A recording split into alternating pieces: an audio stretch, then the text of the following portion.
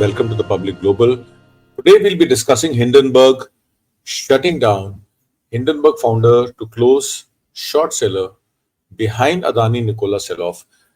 However, Nathan Anderson mentions all-encompassing nature of the work as a reason amongst his best-known shorts in a bet against electric truck maker Nikola short seller says he plans to source his own methodology over the next months. Hindenburg Research's founder said they would disband the firm, whose reports sparkled heavy selling by investors and investigations by authorities wiping billions from the market values of companies including India's Adani Group and US-based Nikola.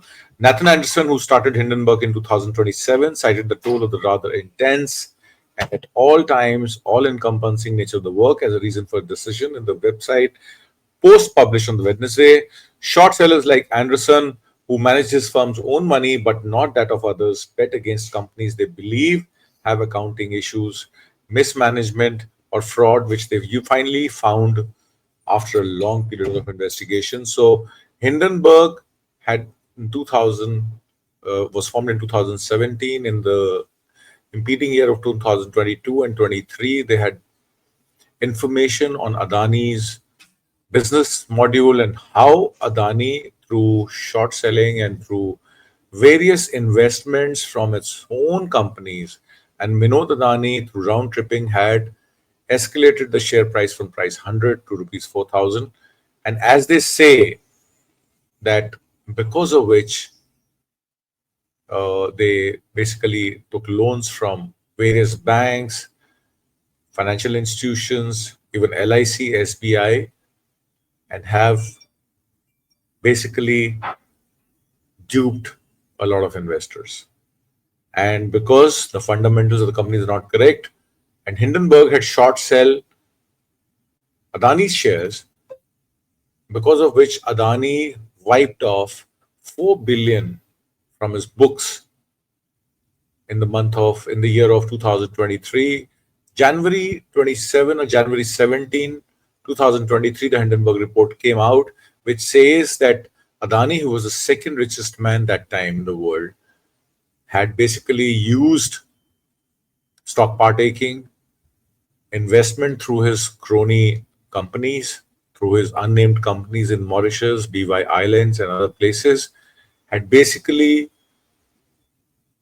made sure that all his shares are being traded internally by his own brother, and people supporting his company were being supported by his brother Vinod Adani in the name of Naban Ali, Shaban Ali, and Chang Chung Ling had come in the foreground, and because of which Adani said that he'll be suing Hindenburg for the wrong information, but then nothing came up.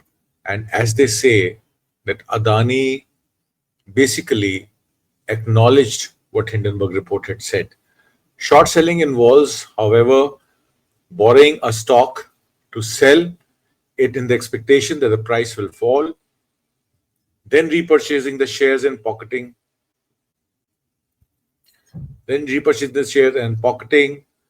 the differences. Should the price rise, the seller can be exposed to potentially unlimited losses.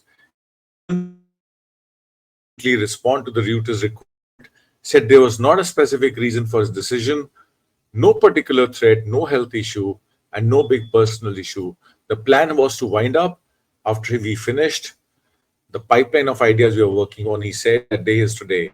So what he said was he not cohesion from the US state government, but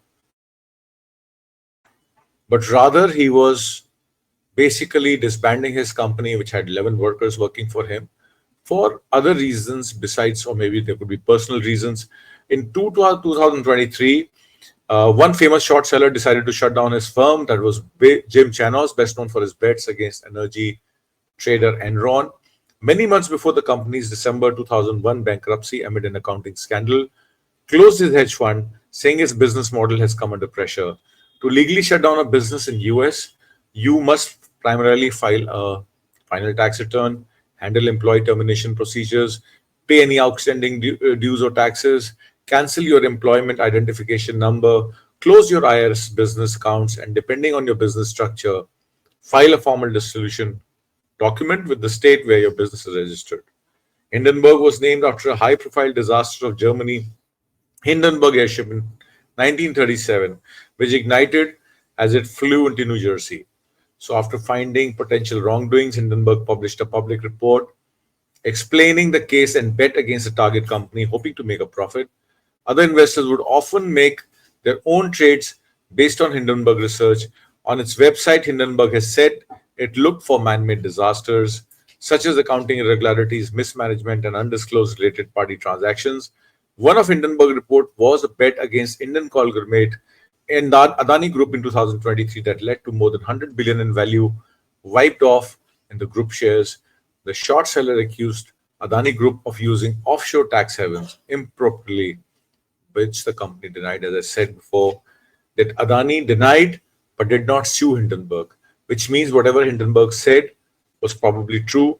US prosecutors announced in November that Gautam Adani, the billionaire chair of Adani Group, is one of the world's richest people, had been indicted in New York over his role in the alleged multi-billion-dollar bribery and fraud scheme. That case is with the federal court now, and let's see what happens because a lot of money, about $175 billion, was raised through bond issuance, and that money was used to bribe Indian officials to secure power sale agreements, to secure, energy contracts for renewable, and to gain carbon credits. So his cement business could basically sell in the offshore markets. If you remember, Holcim Cement, in a $10.5 billion deal, had sold two of their companies to Adani, and Adani and Holcim had exited because it's a Switzerland-based company, and they were basically aware that creating cement industry or being in the cement industry and making cement also increases their carbon footprint, and they'll have to reduce it. And they basically sold their company to Adani, and Adani now owns ACC and Ambuja. And after that, they took possession of Sanghi Cements and PCI, the Spena Cement. And now, to secure business in the offshore markets, they need to have carbon credits.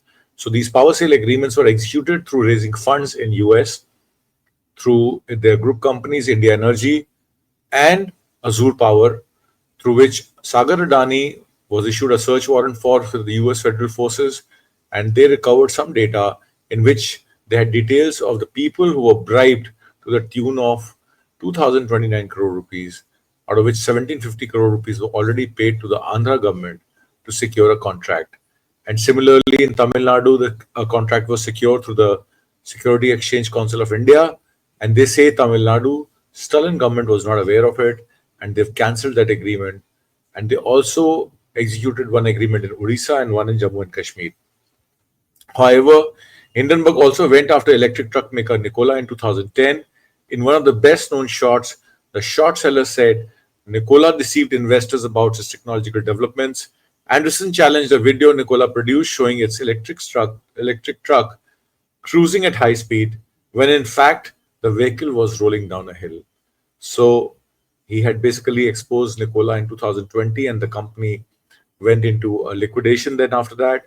A US jury had convicted Nikola's founder, Trevor Milton, of fraud in 2022 over allegation he lied to investor.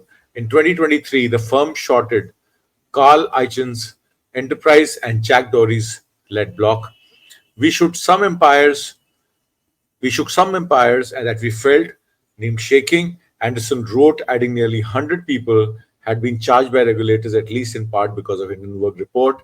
Anderson, a University of Connecticut graduate who started his career in finance as a data firm, said in his post that the intensity and focus of his work comes at a cost, and he was missing a lot of the rest of the world and the people he cared about.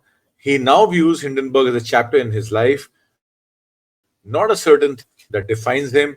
He wrote, so over the next 6 months or so, he plans to work on a series of materials and videos to open source every aspect of his model, how they conducted their investigations. He, however, said his future plans is to continue what he's been doing, and I hope and wish that people like him try to reveal the truth, the dark history behind these corporates who are basically using the stock markets to fool people and make money. However, Adani has never recovered after the Hindenburg report. And also, if you remember, Hindenburg report had also indicted Madhuri Puri Buch, the SEBI chief, who was who had supposedly invested through the public Global Opportunities Fund, which is managed by Gautam Adani. He and her husband Dhaval Buch had invested in certain companies who were already round tripping on Adani shares. And ironically, she was appointed by the Supreme Court, being a SEBI chairperson, to investigate into Adani's, case where Adani was basically accused of duping people by not telling them the truth. However, Madhuri Puri Buch till date continues as a SEBI chief. No internal inquiry has been conducted so far in the conduct, and a lot of RTIs have been filed by the RTI activists asking Madhuri Puri Buch details from SEBI and also Ministry of Finance that when did she recuse herself when she gave information on her investments and her husband's investment into Public Global Opportunities Fund, and when did she recuse herself of not investigating into Adani Group companies. However, the said details have not been disclosed either by Ministry of Finance or by SEBI, and in fact, Ministry of Finance has taken a U-turn and said that this information is not required to be given to people who are not of any interest. Now, SEBI is a public limited company. It's run on taxpayers' money. It's supposed to regulate all these kind of share manipulation and especially beneficial owners who are operating out of Mauritius, BY Islands or Cayman Islands. And Supreme Court in its order during the course of action had also noted that SEBI, on its part, on one side, says that it's a regulator who needs to investigation such wrongdoings, and on the other side, it's also giving leeway to these companies whose beneficial owners' names are not being disclosed. So it's a catch-22 situation. However, how government has responded to allegations on SEBI is known to everyone. And Adani, being the favorite crony capitalist of the Modi government, however, has stayed quiet on these allegations. And I hope and pray that the truth comes out one way or the other sooner or later, and things are better known. How things have taken a turn in last 3 years in trying to save Adani to secure his business or contracts through the Indian government, whether it's through power sale agreements, whether it's through coal imports, or whether it's through securing power sale agreements, through bribing or through using unfair means in the tender process where rules are being manipulated to benefit a few. I will leave you at that, and I will see you next Tuesday with some new details. I hope you like our program. Please write in the comment box how do you find our program. Goodbye for now. Thank you and wish you all the best.